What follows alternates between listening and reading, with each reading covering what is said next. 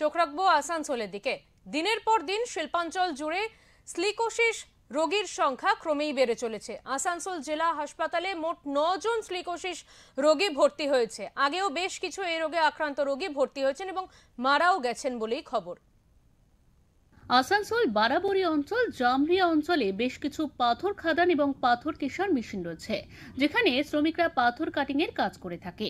পাথর কাটিং এর সময় দেখা যায় কর্মরত শ্রমিকদের কোনো সুরক্ষা নেই। নাকে মুখে মাস্ক, রুমাল এবং কাপড় ব্যবহার ছাড়াই দেদার পাথর ভাঙার কাজ করে চলেছে। তার ফলে স্লিকোসিস রোগে আক্রান্ত হয়ে আসানসোল জেলা হাসপাতালে ভর্তি হতে হচ্ছে এবং বেশ কিছুদিন আগে এই রোগে আক্রান্ত শ্রমিক মারাও গেছে। আসানসোল শিল্পাঞ্চল জুড়ে স্লিকোসিস রোগীর সংখ্যা বেড়েই চলেছে। সেই মতে আমরা আসানসোল জেলা হাসপাতালে জানতে পেরেছি আপাতত 9 জন স্লিকোসিস রোগী আক্রান্ত জেলা হাসপাতালে ভর্তি রয়েছে, তাদের চিকিৎসা চলছে এই মুহূর্তে। কেন স্লিকোসিস রোগ হচ্ছে আমরা দেখে নেব। আমাদের ভালো লাগে এরকম ক্লিয়ারে না, এখানে কোনো দেয়নি। মানে একটা রোগ আছে স্লিকোসিস হচ্ছে। হ্যাঁ,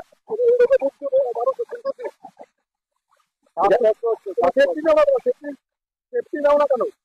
সেফটি দেয়নি তারপর তো হয়তো অনেকে। হ্যাঁ, সবাই তো ঠিকই আছে, এখন সবাই কাজ করছে ঠিকই, কারো কষ্ট হয়নি। নাকে গামছা রুমাল বেঁধে কাজ করা উচিত। হ্যাঁ, তো ওরা বাঁধে না, ওরা আছে গামছা কিন্তু বাঁধে না। তুমি বলো না কেন? আমার ভালো লাগে এরকম। সেফটি বলতে আমরা পুরো মাস্ক ব্যবহার করি, পুরো সেফটিতে থাকে আমাদের লেবার, আমরা সবাই আমাদের সবাই সেফটিতে আছে, পুরো মাস্ক ব্যবহার করে সবাই। আর এটা সেই ডাস্ট নয়, সাদা ডাস্ট নয়, এটা ব্ল্যাক ডাস্ট, যাতে কোনো এত এফেক্ট হয় না। হ্যাঁ, সেটা কিন্তু সাদা পাথর, হোয়াইট ডাস্ট যেটা করে হয় সেটাতে। হ্যাঁ, হতে পারে, কিন্তু এটাতে আমরা সেফটি, যাতে সেফটি নাই যাতে হতে পারে। আমরা পুরো সেফটিতে থাকি।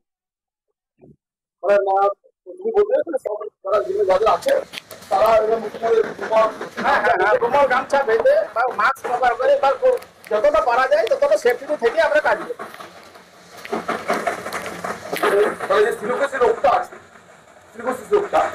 মুক্তি পাবে অবশ্যই, এটাতে কোনো এফেক্ট হবে না, এটাতে কোনো এফেক্ট হবে না। রুমাল গামছা, হ্যাঁ গামছা বেঁধেছে, ওর মধ্যে কোনো প্রবেশ করবে না। জেলা মুখ্য স্বাস্থ্য আধিকারিক মোহাম্মদ ইউনুস জানান, আসানসোল জেলা হাসপাতালে এই মুহূর্তে 9 জন ভর্তি হয়েছে, তার মধ্যে একজন স্লিকোসিস রোগী। বাকি 8 জনের বিভিন্ন টেস্ট করা হচ্ছে, তারা সন্দেহের তালিকায় রয়েছে। কাজের সময় নিরাপত্তার সতর্কতা না নিলে তাহলে এই রোগীর সংখ্যা আরও বাড়তে থাকবে শিল্পাঞ্চল জুড়ে। দেখুন, আমাদের সিলিকোসিসের একটা ডায়াগনস্টিক বোর্ড আছে, ডিএমসির যেটা চেয়ারম্যান। আমাদের সিলিকোসিসের বছরে 4টে মিটিং হওয়ার কথা, আমাদের অলরেডি 3টে মিটিং হয়ে গেছে। আগামীকাল আর একটা আমাদের বোর্ড মিটিং আছে। এবং আমাদের অতীতে যেটা বলছেন মারা গেছে, আমাদের 5 জন পেশেন্ট ডায়াগনোসিস হচ্ছে, তার মধ্যে 2 জন পেশেন্ট মারা গেছে। আমাদের এখন একটা পেশেন্ট ভর্তি আছে, আর বাকি সাসপেক্ট আছে আরো 8-9 জন। এবং আগামীকাল ওদের সব পরীক্ষা নিরীক্ষা করা হয়েছে, সেই রিপোর্টপত্র নিয়ে এক্সপার্টরা থাকবেন। আমাদের লেবার ডিপার্টমেন্ট এবং ফ্যাক্টরি ডিপার্টমেন্ট অফ ফ্যাক্টরিজ, আমাদের হেলথ এবং অ্যাডমিনিস্ট্রেশন, এই সব ডিপার্টমেন্ট মিলে যে বোর্ড তৈরি আছে আমাদের ডিস্ট্রিক্ট সিলিকোসিস ডায়াগনস্টিক বোর্ড, তার মিটিং আগামীকাল আছে।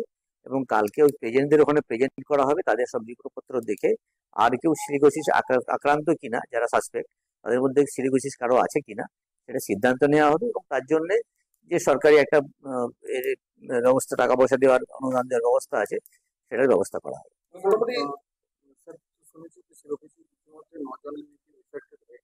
না না, আমাদের এতে 5 জন ডায়াগনোসিস হয়েছে। বাকি যে 9 জনের কথা বলছেন তারা সাসপেক্ট, এখনো বোর্ডে প্লেস হয়নি। বোর্ডে আগামীকাল প্লেস হবে। তাদের মধ্যে কারা কারা সিলিকোসিস আক্রান্ত সেটা কালকে ফাইনাল হবে। শিল্পাঞ্চল জুড়ে রয়েছে পাথর খাদান এবং পাথর কেশার মেশিন, সেখানে শ্রমিকরা কাজ করে, তাদের মুখে কোনো বাক্স, কোনো গামছা, কোনো রুমাল দেখতে পাওয়া যায় না। তারা এই পাথর ভাঙতে গিয়ে যে পাথরের গুঁড়া তাদের নাকের থেকে ফুসফুসে যে জমা হয়, তারপর স্লিকোসিস রোগটা হয়। সেই রোগে আক্রান্ত হয়ে মৃত্যু হয়েছে অনেক ব্যক্তির। ভর্তি রয়েছে জেলা হাসপাতালে অনেক রোগী, আমরা এই খবর তুলে ধরেছি। কিন্তু কেন হচ্ছে, কেন তারা সতর্ক নয়, কেন কেশার মেশিনের মালিকেরা বা খাদানের মালিকেরা তাদেরকে বাক্স দিচ্ছে না, তাদেরকে সতর্ক করে কাজ করাচ্ছে না, এটা কিন্তু রয়ে যাচ্ছে প্রশ্ন। আসানসোল থেকে জয়ন্ত শাহ, ওঙ্কার নিউজ।